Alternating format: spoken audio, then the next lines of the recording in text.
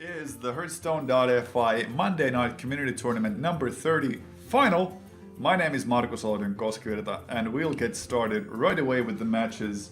It will be RDU from Team Nihilum versus I Too Good For You Barn from Iberian Wolves. So Romania versus Portugal there.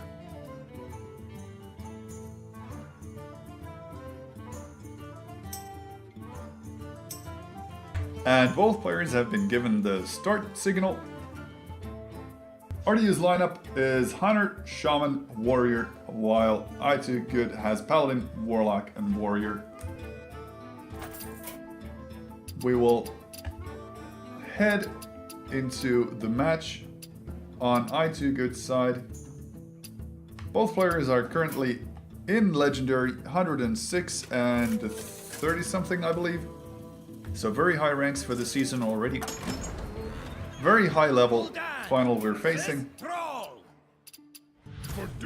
92 and 106, so they are within 14 ranks of each other.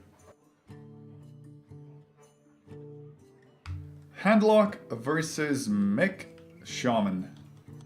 Interesting enough, the Mech Shaman should actually be favored if the Handlock doesn't draw into his AoE. If the Handlock draws into his AoE, like we see the Shadow Flame right now, matchup becomes quite a lot more difficult. Once those mechs are off the board, it'll be really difficult for him to come back. We see that the Dr. Boom was mulliganed, and the Mech Warper is still in his hand, so this is really unlucky for RDU. Getting the Earthshock plus the Dr. Boom so early, they won't be good value for him at this stage. If the Mech Warper stays on the board from turn 2 to turn 3, the Pilot Shredder will be able to be played a little bit more cheaper. But we see the Dark Bomb in I Too Good's hand, and that's gonna be the story of that Mech Warper completely over with. Turn 3 is pretty clunky. You have to go for the Cogmaster Hero Power into the Pilot Shredder on 4. Of course, turn 5 Fel Reaver should be fine, but there's always the risk of having a big game Hunter on the side of the Handlock. Now, as the Handlock player, you're actually in a position where you could just tap this turn, try to base your turn 4 for the bigger Twilight Drake to get the better Sun Fury Protector proc onto it, or in the most optimal case, you could go for the tap this turn, which means you have a 5 mana Mountain Giant, and draw next turn gives you a 4 mana Mountain Giant on the upcoming turn. So favoring the Mountain Giant over the Twilight Drake in this case would be okay. It's unlikely that the Shaman player runs any big game Hunters in an aggro deck, and you would get an even bigger target for the Sun Fury Protector to buff up with her taunt ability. Definitely no reason to silence any of these existing minions. The Mortal Coil does nothing yet. So many possibilities.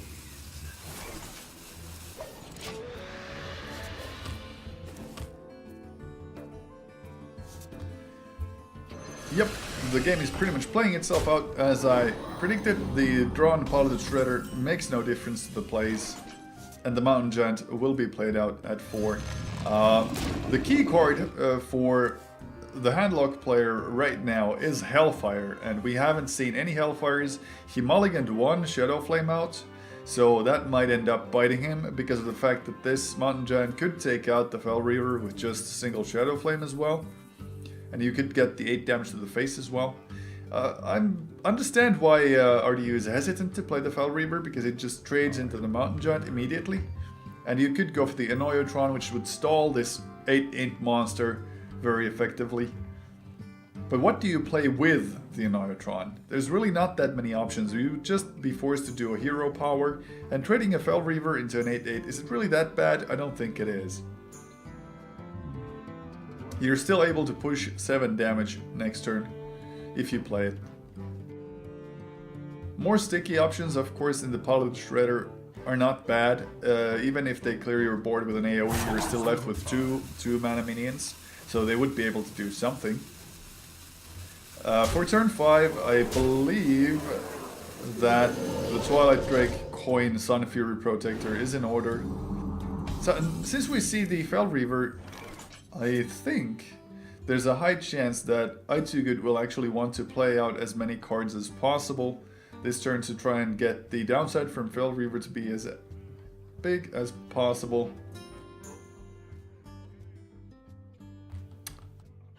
So many possibilities. Other options, to not silence the Pilot Shredder. Yeah, that's not bad. There are still no AoEs in your hand. You could coin out Sylvanas, but you would still be facing a lot of damage next turn if you do that. Coin first. If you're gonna play the Twilight Drake, then you should not have played the coin first. You should have played the Twilight Drake into coin into Sun Fury. The same effect would have been achieved with the Fel Reaver. So, since he's going for the Sylvanas play, I would expect to see the 8-8 trade into the Fel Reaver. Because that's just way too much damage currently on the board if you go for the 5-5 by itself. Okay, Twilight Drake, Sun Fury. A small misplay on their part. The trade is still real though.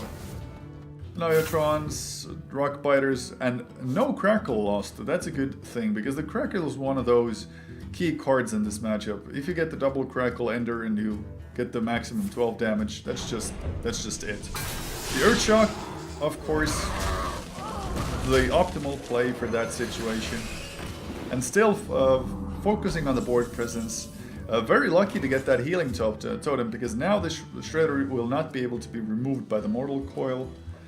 And the situation is actually pretty good. You've only pushed the handlock down to 15, and at 15 the Molten Giant is still way too expensive to be played on turn 6 with the taunts. So, facing down 11 damage on the board, and a possible 6 from the Crackle, 4 would be lethal. So 1 in 4 chance of not being lethal.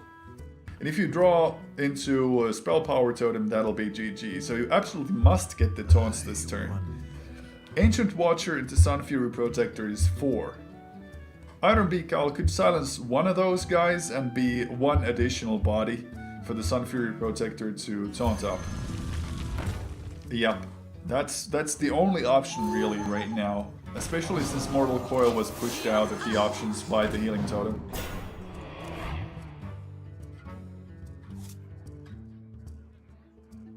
Now, is there a still lethal? I don't think there is. You would play down the Dr. Boom. Yep, seeing that no Doomsayer comes out of that Shredder first. Very nice. The Dr. Boom provides the maximum amount of pressure against this Whirling Zapper and Neotron. The Stone Splitter Trog by himself is not a big threat, but we see no taunts in I2Good's hand right now. No way for him to draw cards either, except for the Mortal Coil, and if you go for the Mortal Coil, then it could very easily kill off the Sun Fury Protector as well. If you go for the value play and killing off the Shredder with the Sun Fury, then yes, it won't hit the Sun Fury, but it'll do 1 to 4 damage to your face. And when you're facing down Dr. Boom and Stone Splinter Trog, which will be 3-3 with the Mortal Coil, that's already 10 damage. So if this rolls 4, that's lethal. Still, with the damage to the face, you'll get a cheaper Molten Giant, but nothing to activate it with. It won't really be that much better for you. I think the only option right now is to Mortal Coil and draw into a Defender of Argus, or an Antique Heal Bot would also work. And a 1 mana Molten Giant into an Antique Heal Bot is exactly what he needed. So, wow, that's just straight up lethal for the opposing player. Did he not see it? That's... yeah. Okay, he should have played the Antique Heal Bot and not the... well, even with the Antique Heal Bot, it would have been very, very difficult for him to win that, because the Crackle potential in the hand would have been very close to lethal, if not lethal.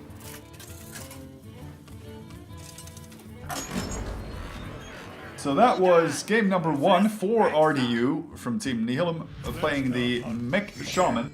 Your soul shall be mine.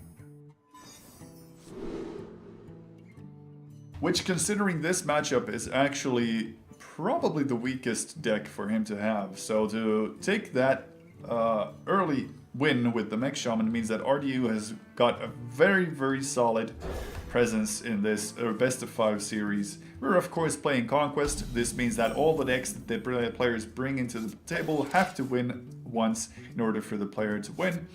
And just to remind you guys what we're here doing, we are the Finnish Hearthstone community at Hearthstone.fi. My name is Markus Olodyn Koskivirta. We are powered by Fractio, a Finnish web services company, and we're offering to the winner 10 HWC or Hearthstone World Championship points, and to the other place finishers, second place player gets 5, and third and fourth place players both get 1. Also, the winner goes home with 50 euros, which is a nice bonus for around 7 hours of tough Hearthstone action. The silence from I2Good right now into the Knife Juggler was not bad. The only downside being that this Mad Scientist will actually get some value, and really none of the cards that I2Good right now is holding on to are cards that you want to see being bounced back from a freezing trap, because you're so behind on tempo after that. As RDU, I would actually consider just sacrificing the Mad Scientist into the 4-7 to get that freezing trap up and deny all the plays that he can make with it.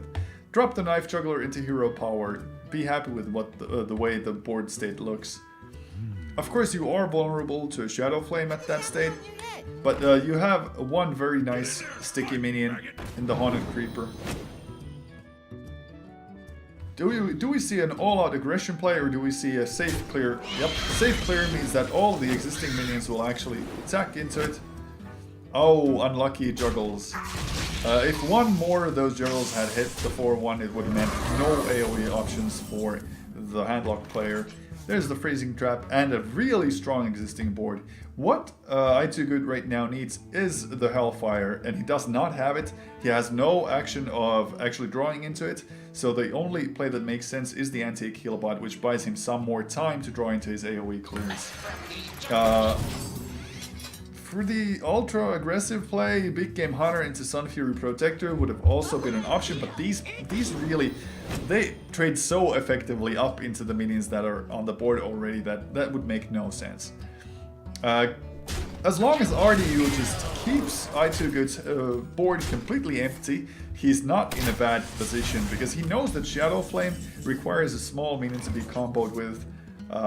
And he has not seen the Hellfire yet, so he probably knows that the Hellfire is not in I2Good's hand right now. Turn 6, of course, it's just going to be Savannah High main, more aggression, more push. He'll put I2Good down to 15 hit points next turn, and with the existing board, that'll be 9, 11, 12, 13, 15 with the hero power plus the kill command, so an overkill of 5, which is just amazingly efficient right now.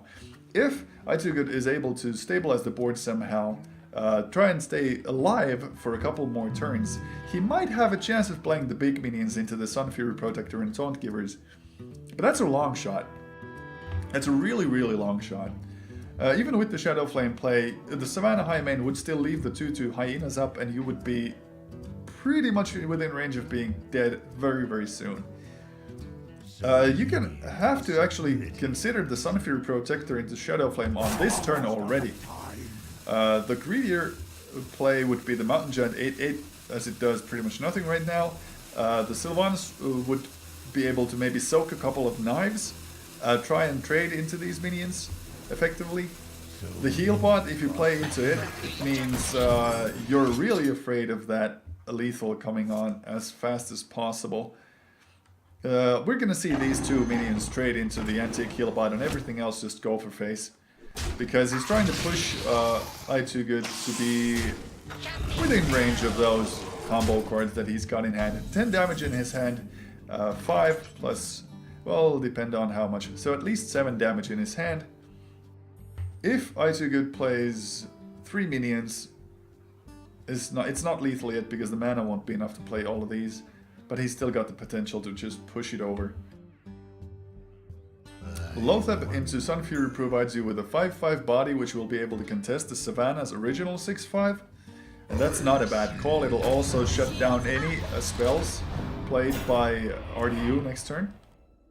Very nice top deck from him though, the Shredder into hero power. We're more than likely gonna see the Savannah trade into the Lotheb, because why not? The 2/2 spawned will summon more juggles, and if the juggles hit perfectly into the Sun Fury Protector, combine that with the Polished Shredder as well, you might actually get it out without having to sacrifice your Spectral Spider to attack into it.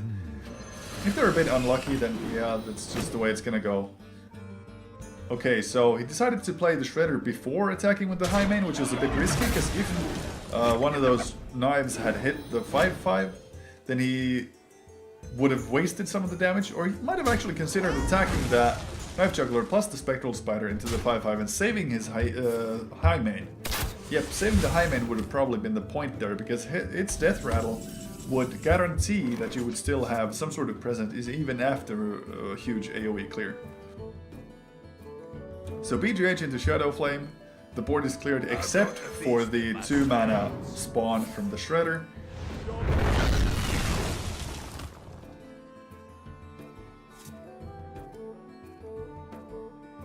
Let me just mod a couple of you guys so you can post links.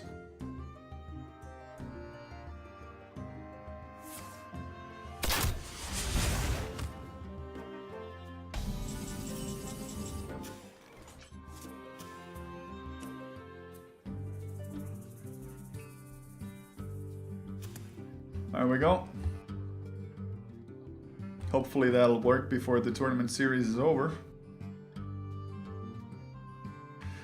So, he was able to clear the board, and the spawned 2 mana minion was a Nerubian Egg, which is completely passive, unable to do anything. This led to just a hero power pass, and now I2Good actually has a chance to stabilize. The Sludge Belcher would deny any aggressive charge plays. The Sylvanas by herself is just a 5/5 and a bit clunky for the mana cost. You could go for the Dr. Boom to get as much minions onto the board as possible, but if you don't play the Mountain Giant now, then you're never gonna play it. So he wants to get the 8/8.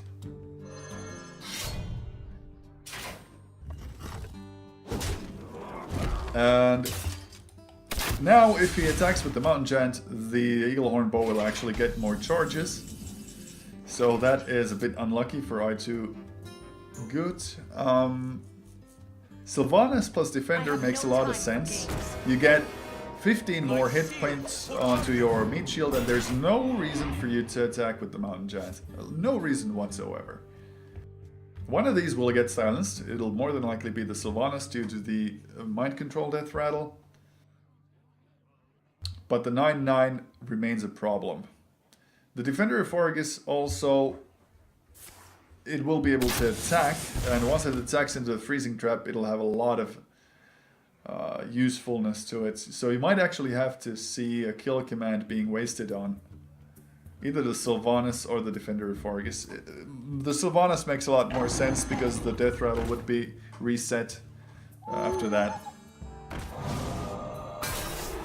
Well, I guess you don't really mind that the Sylvanas Death Rattle would be reset due to the fact that it doesn't have a taunt normally. So as long as you get rid of that taunt, it's fine.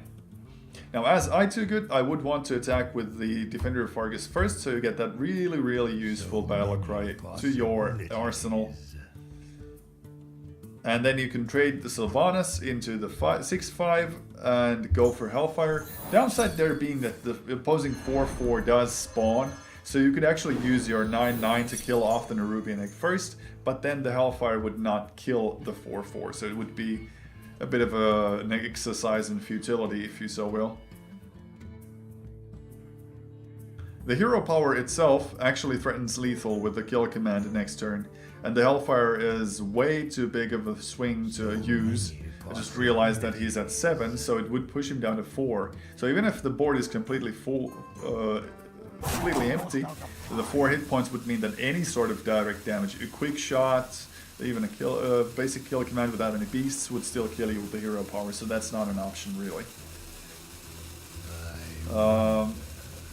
In fact, I don't think there's any way for Good to completely clear the board such a manner that he's not dead next turn. And RDU will just be able to kill command, hero power. That'll be it.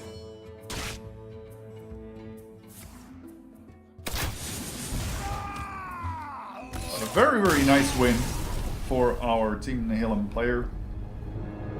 It is looking like another 3-0 sweep in favor of the Romanian player.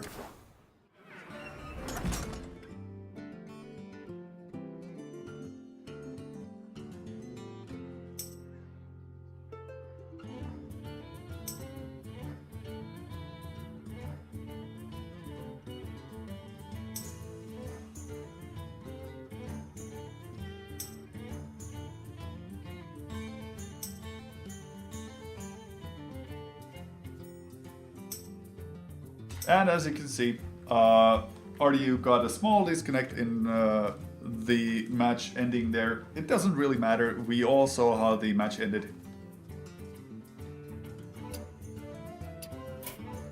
We are going to join the game once he comes back.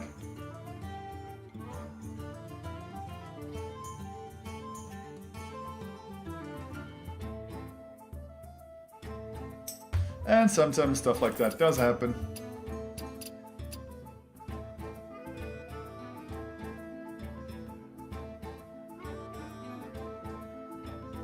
So if RDU is able to take the third match with his Patron Warrior against I2Good's lineup, he should be good. Now, I2Good's Control Warrior is very, very strong against the Patron Warrior. But his Paladin is weak, except for the Harrison tech that I really do like. He has tech against the Patron Warriors. And the Handlock is also a matchup which can swing in the Handlock's favor.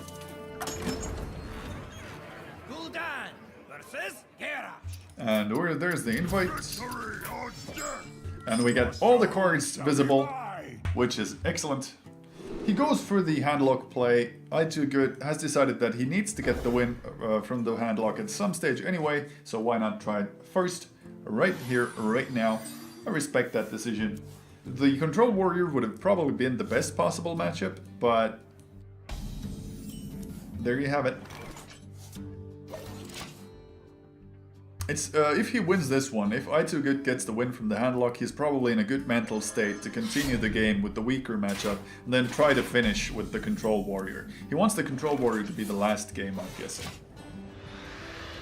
Basic start, just tap, tap, tap. At turn 3, we might actually see Ancient Watcher get played, so turn 4, you won't have to discard anything. Or the Dark Bomb. Dark Bomb makes a lot more sense to get rid of the Acolyte of Pain without it drawing any cards. Oh, Twilight Drake, point out. It's not bad either. That's a 4/8 body. There aren't any silences being ran in a traditional Patron deck, so the only threat is an Execute. And if you see an Execute into a Twilight Drake, that's actually pretty good for you. Given the fact that your 8/8s are then more safe from the Execute's range. We might see the Inner Rage getting played onto the Acolyte of Pain, yep, because of the card draw and because of the fact that it provides more pressure onto the board by itself now. Battle Rage will be more effective next turn, etc, etc. A lot of synergy benefits right there. Outer Beacon, of course, will undo all of those great cards and make sure that you don't end up in a situation where you might be at risk of overdrawing. 2 cards for 2 mana. Armor Smith would be great for this board. The second Acolyte of Pain also an option. With the Armor Smith you would have wasted 1 mana, so instead of playing into that more safe play, you go for the more mana efficient Acolyte of Pain decision. The Mountain Giant can be tap 3 mana out, which would be an okay option. You're still at 20, so the 20 hit points is not a big threat with just 2/1 attack minions existing. And at 6 mana, only thing that could be a small threat is the Emperor, and the 8/8 can handle that perfectly already.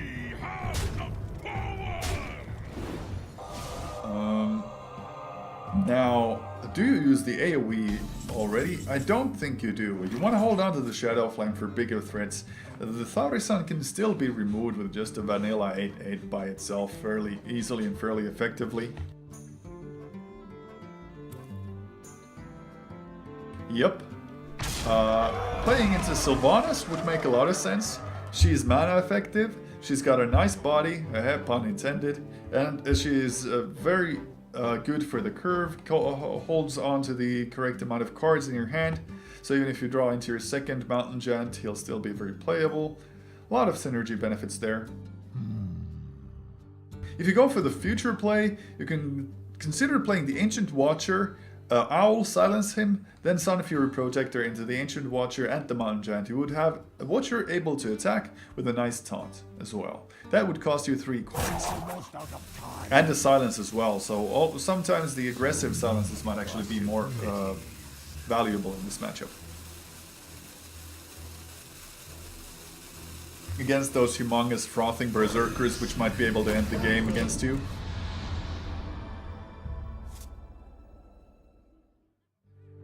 Like we saw Draco trying. Unfortunately, Rope got him before it was able to finish. A tragedy story there for you, viewers. Thank you for watching, by the way. We are indeed grateful for each and every viewer. Task mastering your own Acolyte of Pain means that he will be able to trade up into the Mountain Giant and you will get the value from the card draw. Since he plays the Dead Spite, it means he's going to clear the board, which means that I2Good, if he wants to utilize his Shadow Flame, he'll have to play down a minion to engage it. And the Iron Beak Owl by itself will not be able to deal the required amount of 4 damage. Twilight Drake would be 4 attack value, but you're 1 mana short from being able to utilize it. The Big Game Hunter, of course, would be able to kill off the Frothing Berserker just straight up without any trickery from the Shadow Flame needed. So that's what's gonna get played down. Unfortunately, running out of mana before Dark Bomb could be used on the Cruel Taskmaster. Is this lethal? This is lethal! RDU has the Inner Edge activation and the activation from the Dead Spite to push for the required amount of damage. Wow, straight up 3-0. It goes to Nihilum Rdu from Team Nihilum.